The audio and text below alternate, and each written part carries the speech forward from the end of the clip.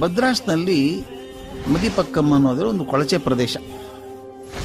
ಅಲ್ಲಿ ಒಬ್ಬ ತಾಯಿ ಇಬ್ಬರು ಗಂಡು ಮಕ್ಕಳು ಇಬ್ಬರು ಹೆಣ್ಮಕ್ಳು ಇಟ್ಕೊಂಡು ಬದುಕ್ತಾ ಇದ್ರು.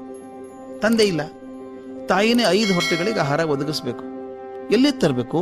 ಪಾಪ ಯಾವುದೋ ಒಂದು ಶಾಲೆಯಲ್ಲಿ ಮಧ್ಯಾಹ್ನದ ಊಟ ತಯಾರು ಮಾಡೋದು ಆಕೆ ಕೆಲಸ. ಅದಕ್ಕೆ ತಿಂಗಳಿಗೆ 30 ರೂಪಾಯಿ ಸಂಬಳ.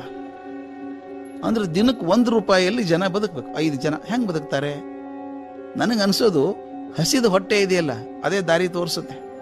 ಬೆಳಗ್ಗೆ ಎದ್ದು ತಾನು ಗುಡಿಸಲಲ್ಲಿ ಇಡ್ಲಿ ಮಾಡ್ತಾ ಇದ್ಲು. ಮಕ್ಕಳು ತೊಗೊಂಡು ಹೋಗಿ ಮಾರ್ಕೊಂಬರ್ಬೇಕು, ದುಡ್ಡು ತರ್ತಿದ್ರು. ಈಕೆ ಹಿರಿ ಹುಡುಗ, ಅವನ ಹೆಸರು ಶರತ್ ಬಾಬು ಅಂತ. ಓದ್ನಲ್ಲಿ ಬಹಳ ಮುಂದೆ ಹುಡುಗ. ಶಾಲೆಗೆ ಯಾವಾಗಲೂ ಪ್ರಥಮ ಬರ್ತಾ ಇದ್ದ. 10ನೇ ಪರೀಕ್ಷೆಯಲ್ಲಿ ಉನ್ನತ ಸ್ಥಾನ ಪಡೆದ. ಅವನು 2 ಹಸಿವು ಯಾವಾಗಲೂ ಇರ್ತಿತ್ತಂತೆ.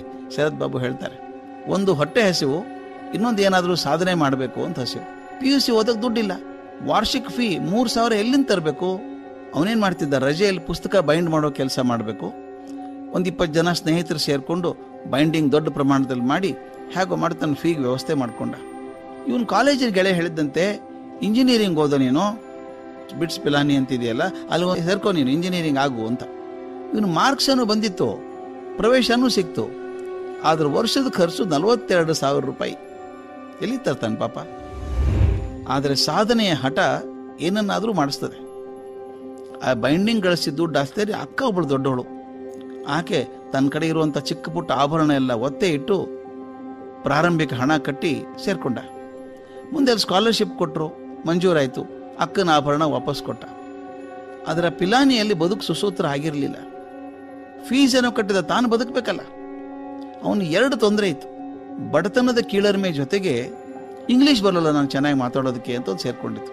ನಿಧಾನಕ್ಕೆ ಅವನು ಏನು ಮಾಡ್ದ, ಸ್ನೇಹಿತರು ಸೇರ್ಕೊಂಡು ಬರೀ ಇಂಗ್ಲೀಷಲ್ಲಿ ಮಾತಾಡ್ರು ಅಂದ್ಕೊಂಡು ಇಂಗ್ಲೀಷ್ ಬೆಳೆಸ್ಕೊಂಡ. ಬದುಕೋದಕ್ಕೆ ದುಡ್ಡು ಬೇಕಲ್ಲ. ಹಾಸ್ಟೆಲಲ್ಲಿ ಅಡುಗೆ ಮನೆ ಇತ್ತಲ್ಲ, ಈ ಅಮ್ಮ ಮಾಡಿದ ಇಡ್ಲಿ ಮಾರ್ಕೊಂಬರೋದು ಅನುಭವ ಇತ್ತಲ್ಲ, ಅದನ್ನು ತೇರಿಸ್ಕೊಂಡು ಅಡುಗೆ ಮನೆ ಜವಾಬ್ದಾರಿ ನಾನು ತಗೋತೀನಿ, ಸ್ವಲ್ಪ ನನಗೆ ಹಾಸ್ಟೆಲ್ ನಡೆಸ್ಕೊಡ್ತೀನಿ, ನನಗೇನೋ ದುಡ್ಡು ಕೊಡಿ ಅಂತ ಹೇಳಿದ. ಕಾಲೇಜವರಾದ್ರು ಯಾರಿಗೋ ಕೊಡ್ಬೋದು, ಇವನಿಗೆ ಕೊಡ್ಬೋದು. ಚೆನ್ನಾಗಿ ಮಾಡ್ದ. ಅಲ್ಲೇ ಹಾಸ್ಟೆಲಲ್ಲೇ ಇರ್ತಿದ್ದ. ಯಾವಾಗಲೂ ಅಡುಗೆ ಮನೆಯಲ್ಲಿದ್ದು ಚೆನ್ನಾಗಿ ನೋಡ್ಕೊಂಡು ಅಡುಗೆ ಮನೆ. ಇಂಜಿನಿಯರಿಂಗ್ ಮುಗಿತು. ಮೊಲಾರಿಸ್ ಹತ್ತದ ಕಂಪನಿ ಸೇರ್ಕೊಂಡ. ತಾಯಿ ಮಗ ಕೆಲಸ ಸೇರಿ ಭಾರ ಕಮ್ಮಿ ಮಾಡ್ತಾನೆ ಅಂತ ಸಂತೋಷಪಟ್ಲು. ಹುಡುಗನ ಕನಸು ಸಣ್ಣದಲ್ಲ ಅದು. ಅವನ ಗುರುಗಳೊಬ್ಬರು ಹೇಳಿದಂತೆ MBA ಮಾಡೋ ನೀನು, ಇಂಜಿನಿಯರ್ ಮಾಡಿದ ಪ್ರಯೋಜನ MBA ಮಾಡುವುದು. ಆತ ಕೇಳಿದ, ಭಾರತದಲ್ಲಿ ಸರ್ವಶ್ರೇಷ್ಠ MBA ಎಲ್ಲಿದೆ? ಅವ್ರು ಹೇಳಿದ್ರು, ಮಾಡಿದರೆ IIM ಅಹಮದಾಬಾದಲ್ಲಿ ಮಾಡ್ಬೇಕಪ್ಪ ನೀನು ಅಂದರು. ಹಾಗಾದ್ರೆ ಅಲ್ಲೇ ಮಾಡ್ತೀನಿ ಅಂದ. 2 ಸಲ ಪ್ರಯತ್ನ ಮಾಡಿದ. ಬೇರೆ ಕಡೆ ಸೀಟ್ ಸಿಕ್ತು, IIM ಅಹಮದಾಬಾದಲ್ಲಿ ಸಿಗಲಿಲ್ಲ. ಬಿಡಲಿಲ್ಲ ಹುಡುಗ. 3ನೇ ಸಲ ಪರೀಕ್ಷೆ ಕೂತ್ಕೊಂಡ. IIM ಅಹಮದಾಬಾದ್ ಸೇರ್ಕೊಂಡ.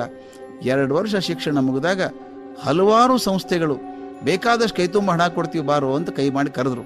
ಈ ಹುಡುಗ ತೀರ್ಮಾನ ಮಾಡಿದ, ನಾ ಯಾರ ಕೈಯಲ್ಲೂ ಕೆಲಸ ಮಾಡಲ್ಲ, ಕೈ ಚಾಚೋದು ಸಣ್ಣದು, ಕೆಲಸ ಕೊಡೋ ಕೆಲಸ ಮಾಡ್ತೀನಿ ಅಂತ ಹಠ ಹಿಡ್ದ. ನೋಡಿ ಒಂದು ಧೈರ್ಯ.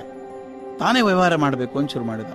ತಾಯಿ ಇಡ್ಲಿ ಮಾರಿದ್ದು, ಪಿಲಾನಿಯಲ್ಲಿ ಅಡುಗೆ ಮನೆ ನಿಭಾಯಿಸಿದ ಬಹುಶಃ ಮನಸ್ಸಲ್ಲಿತ್ತು ಅನ್ಸುತ್ತೆ.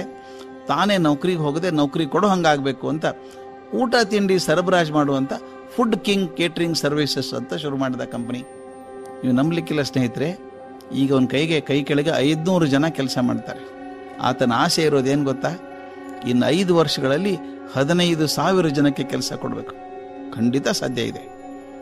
ಮದಿಪಕ್ಕಂ ಕೊಳಚೆ ಪ್ರದೇಶದ ಹುಡುಗ ಇವತ್ತು ಆ ಕಂಪನಿಯ ಮ್ಯಾನೇಜಿಂಗ್ ಡೈರೆಕ್ಟರ್ ಆಗಿದ್ದಾನೆ. ಸ್ನೇಹಿತರೆ, ಒಂದು ಮಾತು ನಮಗೆ ಸ್ಪಷ್ಟ ಆಗಬೇಕು. ಸಾಧನೆಗೆ ಅಡ್ಡಿ ಆಗೋದು ಬಡತನ ಅಲ್ಲ. ಬಹಳ ಜನ ಅನ್ಕೋತೀವಿ ಬಡತನದಿಂದ ಸಾಧನೆ ಆಗೋಲ್ಲ ಅಂತ ಹೇಳ್ತೀವಿ. ಸಾಧನೆಗೆ ಅಡ್ಡಿ ಆಗೋದು ಬಡತನ ಅಲ್ಲ, ಛಲದ ಕನಸುಗಳ ಬಡತನ. ಸಾಧನೆ ಮಾಡಬೇಕು ಅಂತ ಛಲದ ಕನಸುಗಳಿದ್ದಾವಲ್ಲ, ಅದರ ಬಡತನ ಬಂದರೆ ಏನು ಮಾಡೋಕ್ಕಾಗಲ್ಲ. ಎಷ್ಟೊಂದು ಜನ ಬಡವರು ದೊಡ್ಡವರಾಗಿದ್ದಾರೆ. ಆದ್ದರಿಂದ ಸಾಧನೆಗೆ ಬಡತನ ಅಡ್ಡಿ ಅಲ್ಲ ಅನ್ನೋದು ಸ್ಪಷ್ಟ ಆಗಬೇಕು. ಛಲದ ಕನಸುಗಳ ಬಡತನ ಮಾತ್ರ ಬರದೇ ಇರಬೇಕು ನಮಗೆ.